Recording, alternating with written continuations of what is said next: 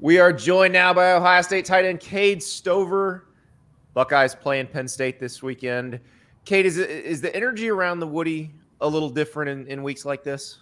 Yeah, I mean, we try and keep it similar, but it's hard not to be, especially when what's all riding on this game.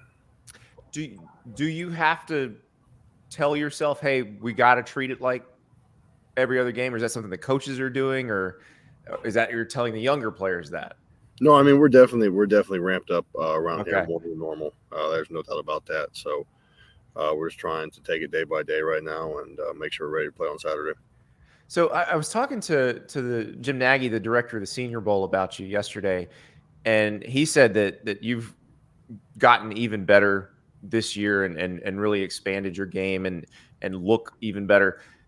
What has changed for you from last year to this year in terms of just what you bring to the offense? I think we started all season wise as far as changing our body a little bit. We lost close to 9 pounds in the off season. Me and Coach Mick and the strength staff all helped me with that, and then kind of just try to focus on weak points, being more consistent throughout the game, and just making sure just mentally wise what's going on more. When you decide, hey, I want to change my body, do you just go to Coach Marotti and just say, hey, here's what I want to look like, or do you say, what should I look like for the position I play? That was him. That was his doing. He said that would be beneficial to me, and so far it seems to be true. And we look forward to keep building on that. Well, let's talk about your position, because it's changed quite a bit over the years. You played both sides of the ball in high school. You get to Ohio State as a linebacker. You move to defensive end. You move to tight end. You move back to linebacker, and then back to tight end. Was that just a case of, hey, I'm going to figure out how to get on the field as quickly as possible? Oh yeah, I mean, I wanted to play. You want to contribute. You want to make sure that you have a purpose here, and I was looking for any reason to have a purpose. And my heart was always on defense until I started playing tight end more, and then I figured out that this is where I belong. Was that for in terms of a future in the NFL where you belong, or do you just actually like it better? Now I do. I can say I like it playing tight end better. Yes. Yeah. A year ago, 2 years ago, I couldn't tell you that.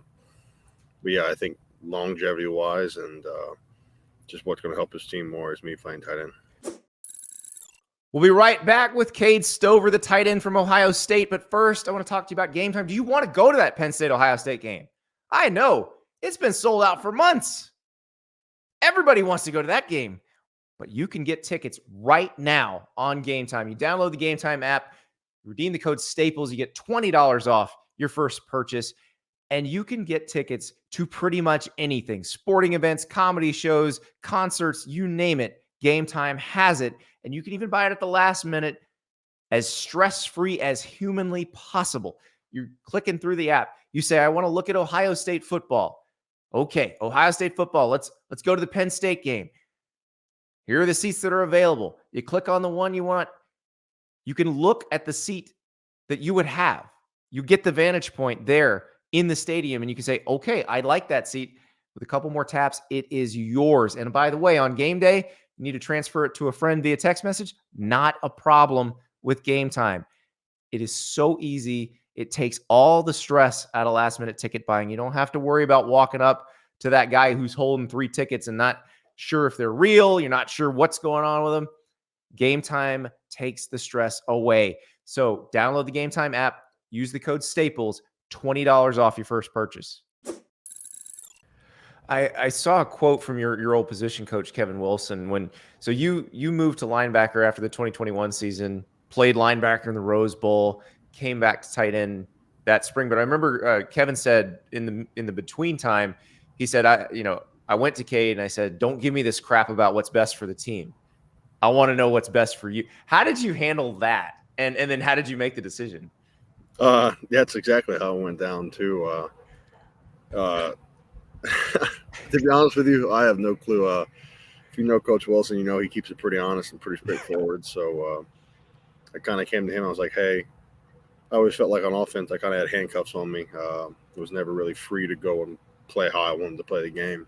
Mm-hmm. And I told him, I said that if you want me to come back over here, we got to work together here a little bit better and make sure that there's not too much thinking involved, and I can just go and play like I would on defense if I was playing linebacker. And that's what he did for me. And it feels like the way the tight end position's evolved, everybody wants to be Travis Kelce or Gronk, but you have to be willing to block like those guys are willing to block. It feels like you were already willing to block like that. Like that wasn't an issue because of that's how you play on defense. But how do you get yourself into the flow of the pass game? That's really not up to me. That's up to the scheme wise, progression wise, coverage, what we got going in that week, and me just making sure I run good routes, make sure I'm always open, make sure that number 6 can trust me with that ball. So let's talk about the thing I know you would rather talk about anyway. You're big into farming. Your family runs a farm. You have a dream of expanding that family farm.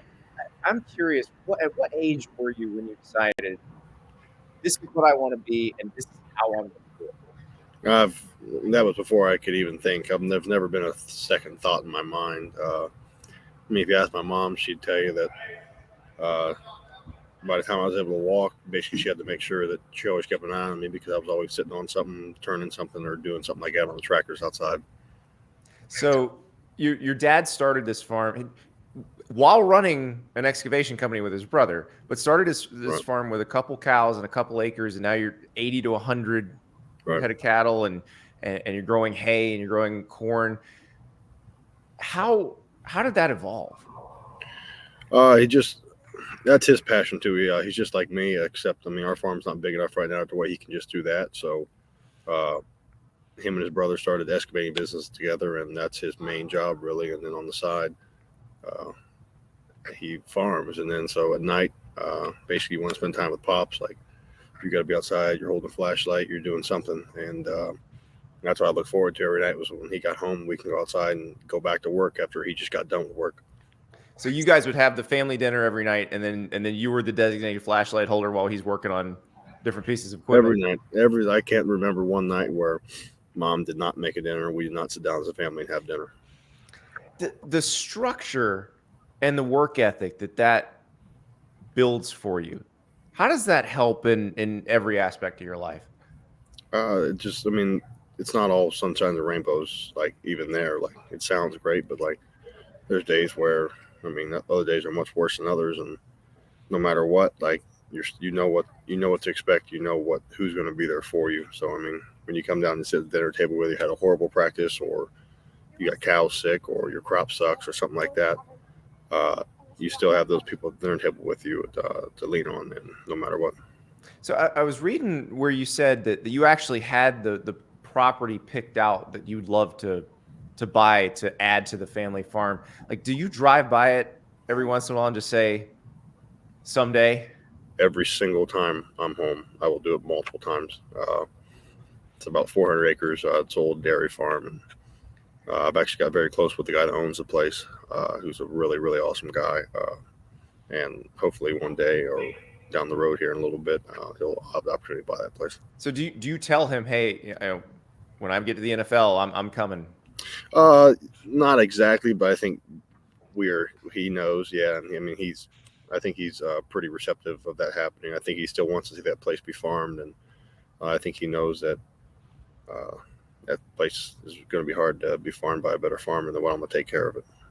I heard you talking about what you do out there. And I'm curious, what is the satisfaction like? Like, for example, a field you planted, if it grows up beautiful and when you cut it, what is that feeling like to have seen it go from a seed in the ground to a finished product?